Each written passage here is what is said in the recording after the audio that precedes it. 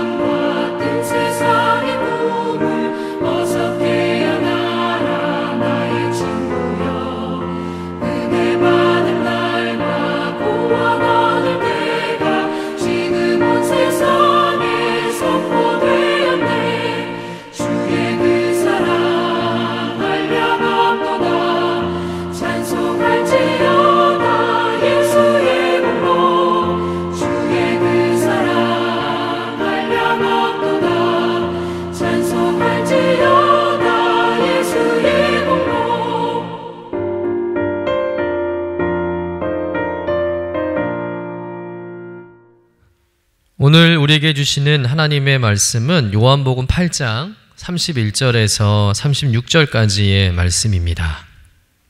함께 받들어 읽겠습니다. 그러므로 예수께서 자기를 믿은 유대인들에게 이르시되 너희가 내 말에 거하면 참으로 내 제자가 되고 진리를 알지니 진리가 너희를 자유롭게 하리라. 그들이 대답하되 우리가 아브라함의 자손이라 남의 종이 된 적이 없거늘 어찌하여 우리가 자유롭게 되리라 하느냐. 예수께서 대답하시되 진실로 진실로 너희에게 이르노니 죄를 범하는 자마다 죄의 종이라. 종은 영원히 집에 거하지 못하되 아들은 영원히 거하나니 그러므로 아들이 너희를 자유롭게 하면 너희가 참으로 자유로우리라. 이는 하나님의 말씀입니다. 아멘. 예수님께서는 초막절 절기에 예루살렘에 올라가셔서 말씀을 전하셨습니다. 초막절 절기는 이스라엘의 중요한 절기이기 때문에 많은 순례자들이 모였고 또 복음을 전할 수 있는 절호의 기회였던 것입니다. 이 기회를 통해서 예수님은 자신이 하나님의 보냄을 받은 자다, 또 하나님의 아들이다, 생명의 떡이다, 생명의 빛이라 말씀하시면서 자신을 믿는 자는 죄 가운데 망하지 않는다는 것을 강력하게 가르치시며 복음과 구원의 말씀을 전하셨던 것이죠. 그 과정에서 예수를 인정하지 않는 유대인들과의 충돌과 또 많은 논쟁이 있었지만 감사하게도 예수를 향해 소감을 가진 유대인들도 많이 생겨나게 됐습니다. 그러자 예수님은 그들을 참된 제자로 만들고자 하는 거룩한 비전을 가지고 다음과 같은 말씀을 하시게 되죠. 오늘 본문 31절, 32절 말씀 같이 읽어보겠습니다. 그러므로 예수께서 자기를 믿은 유대인들에게 이르시되 너희가 내 말에 거하면 참으로 내 제자가 되고 진리를 알지니 진리가 너희를 자유롭게 하리라. 자, 먼저 내 말에 거한다는 의미를 좀 살펴보려고 하는데요. 첫째는 어떤 의미가 있냐면 예수님의 가르침과 진리를 삶의 중심으로 삼고 그 말씀에 순종하며 사는 것을 뜻한다는 것이죠. 다시 말해서 단순히 지식적으로 예수님의 말씀을 아는 것이 아니라 그 말씀을 삶 속에서 적용하고 또 실천하고 행동하는 모습으로 나타나야 한다는 거죠.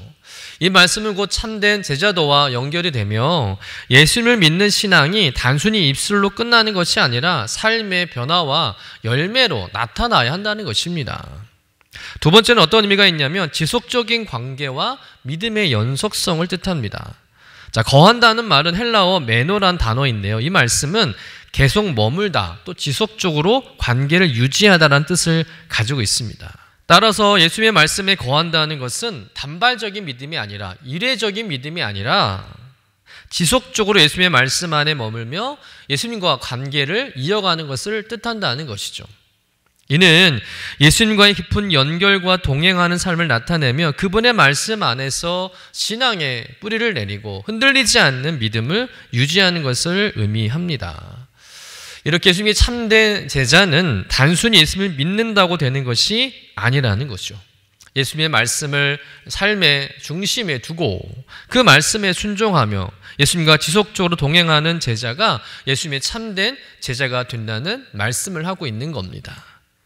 또한 주님은 더 나아가서 그 말씀함에 거함으로 인해서 예수의 참된 제자가 될 뿐 아니라 진리를 알게 되고 그 진리로부터 자유함을 얻게 된다고 말씀하고 있죠.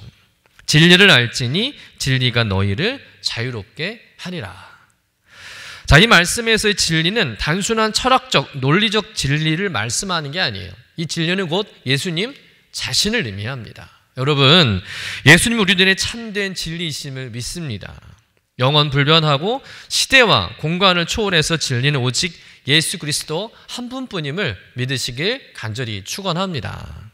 따라서 진리를 안다는 것은 예수님을 개인적으로 알고 믿고 또 예수님과 관계를 맺는다는 것을 뜻하는 것이죠. 그러면 예수님과의 관계를 통해서 우리가 무엇을 경험하고 얻게 되는 것일까? 바로 죄와 사망의 권세로부터 자유를 얻게 되는 줄로 믿습니다. 죄로 인해 영원히 죽을 수밖에 없는 인생들이었는데 예수님께서 이 땅에 오셔서 인류의 모든 죄를 대신해 십자가에 죽으시고 3일 만에 다시 부활하사 그 모든 죄값이 지불됨으로 인하여 예수 그리스도를 믿는 자는 누구든지 죄의 속박에서 벗어나 죄의 지배를 받지 않고 참 자유를 얻게 된다는 것이죠. 여러분, 이것이 구원의 진리, 복음의 진리인 줄로 믿습니다. 예수 그리스도를 믿음으로 말미암아 이 진리를 알게 되고 그래서 죄의 억압과 또 어둠의 권세로부터 벗어나서 하나님의 말씀을 따라 사는 자유로운 삶을 살게 된다는 것입니다. 그러나 예수님의 이 말씀을 들었을 때 당시 유대인들은 또다시 거부감을 느끼며 이렇게 반문하죠. 우리 본문 33절 말씀 같이 읽어보겠습니다. 그들이 대답하되 우리가 아브라함의 자손이라 남의 종이 된 적이 없거늘 어찌하여 우리가 자유롭게 되리라 하느냐.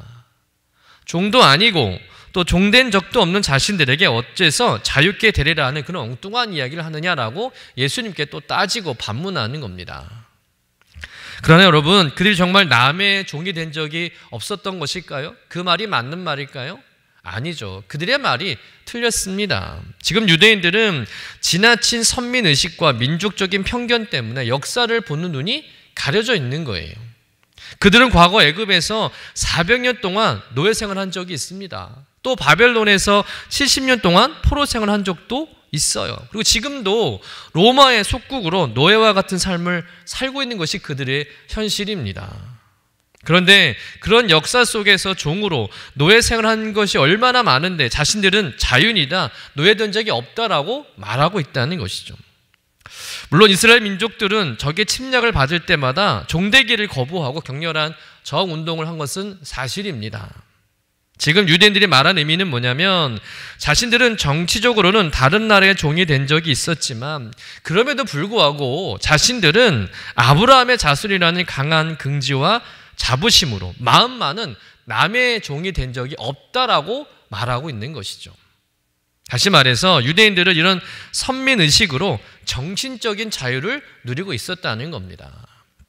하지만 예수께서 말씀하시는 자유는 이런 정치적인 자유, 정신적인 자유가 아니라는 것이죠. 바로 죄로부터의 자유입니다.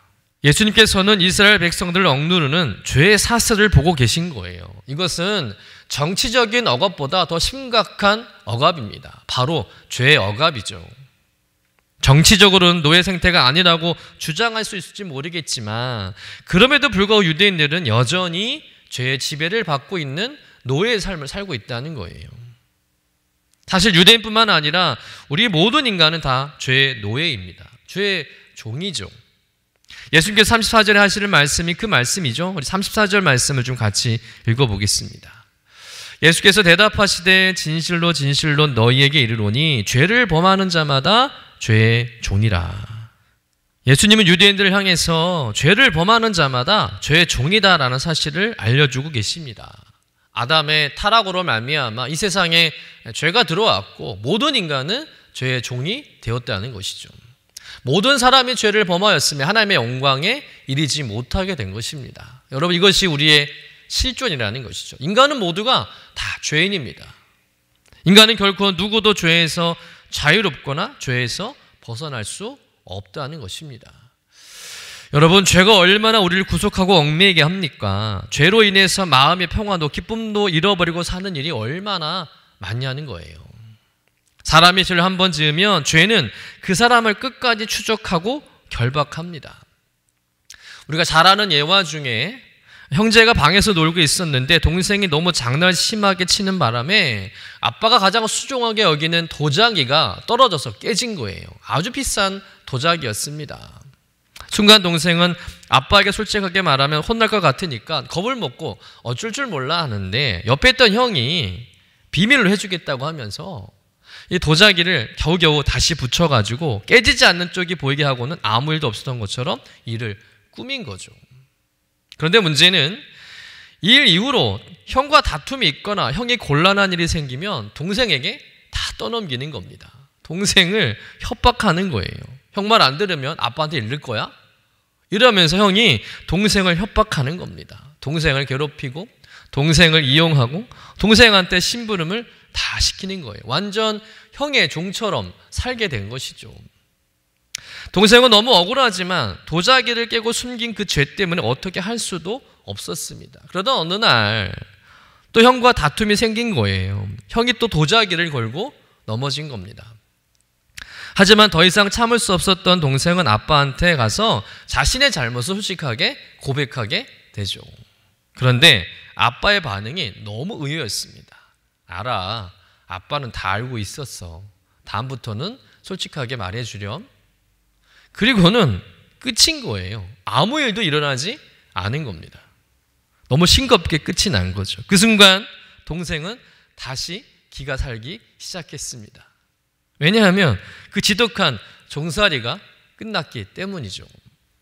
더 이상 형이 자신의 죄를 아빠한테 일릴까 봐 두려워하면서 걱정하면서 형의 노예로 살 이유가 없어졌던 거예요. 이젠 더 이상 죄가 문제되지 않았던 것이죠. 아빠는 이미 알고 있었고 또 용서를 받았기 때문입니다. 그러니 동생은 이전에 아빠의 소중한 도자기를 깨고 그것을 숨긴 죄로 인해서 종처럼 비굴하게 살 이유가 없어진 거예요. 이젠 자유를 얻게 된 것이죠. 여러분, 죄를 지으면 그 순간부터 인간은 죄의 종이 됩니다. 죄의 종이 되는 것처럼 큰 비극은 없는 거죠. 죄는 그 사람 전체를 다 장악하는 거예요. 그래서 그 사람의 인격과 삶을 옥죄면서 서서히 망가뜨리는 것이죠. 그리고 이리저리 끌고 다니면서 무기력하게 만드는 겁니다. 그의 내면의 모든 행복, 기쁨, 평화와 자유를 다 뺏어 가는 것이죠. 죄가 그렇게 무서운 겁니다. 이 모든 결박과 고통은 그 원인이 되는 죄를 사함받고 죄로부터 해방될 때에만 해결된다는 것입니다. 그런데 그 죄를 해결할 수 있는 방법이 생긴 것이죠. 바로 예수 그리스도를 믿고 영접하는 일인 줄로 믿습니다. 예수 그리스도를 믿음으로 말미암아 종의 삶이 아니라 하나님의 자녀로서의 삶을 살게 된 것입니다. 그로 인해서 자유된 삶을 살게 되는 거예요. 자유를 얻게 된 것이죠.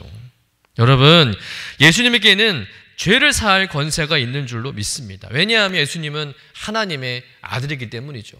그 말씀이 본문 35절, 36절의 말씀인데요. 한번 같이 읽어보도록 하겠습니다. 종은 영원히 거하지 못하되 아들은 영원히 거하나니 그러므로 아들이 너희를 자유롭게 하면 너희가 참으로 자유로우리라. 그럼 당시 종은 주인이 언제든 내쫓으면 쫓겨나가야 하는 신세죠. 그러나 아들은 상속자이기 때문에 절대 집에서 쫓겨날 일이 없습니다.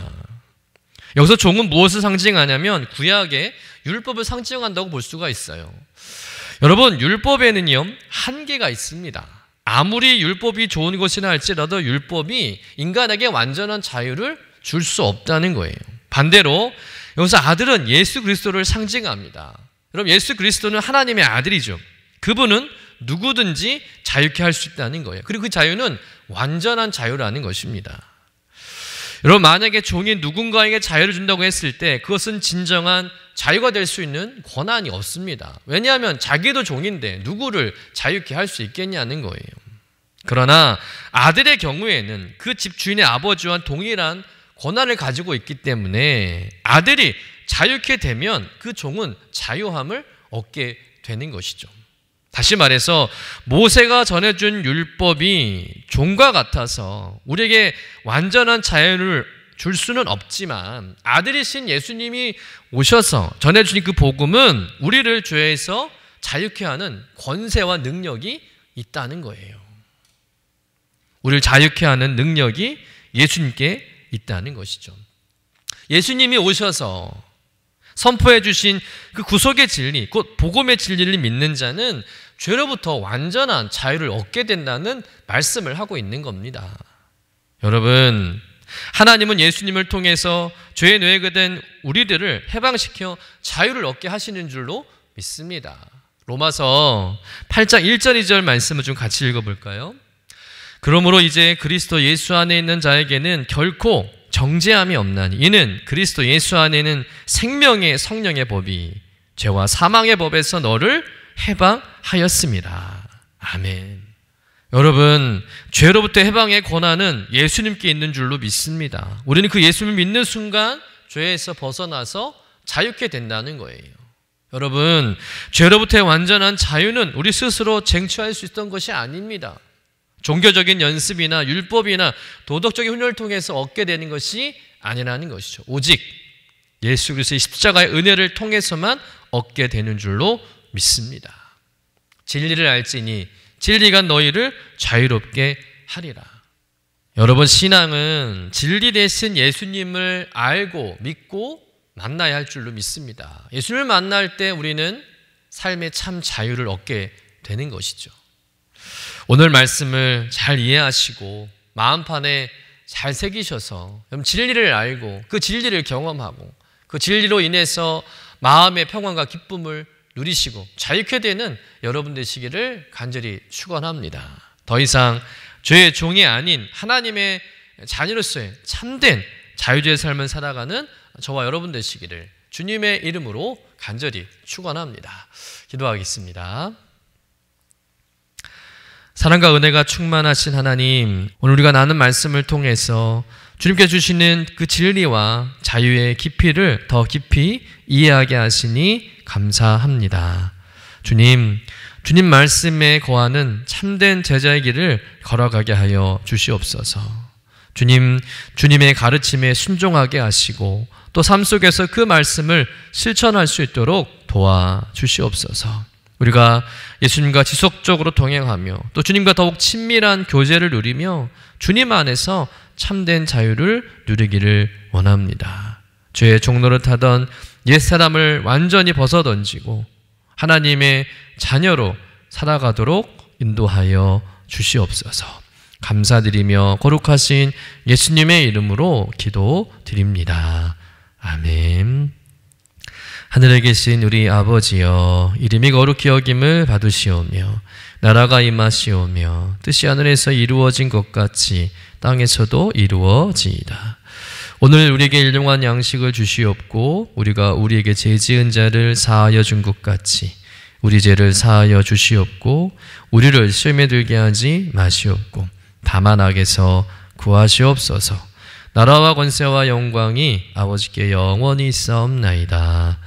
아멘.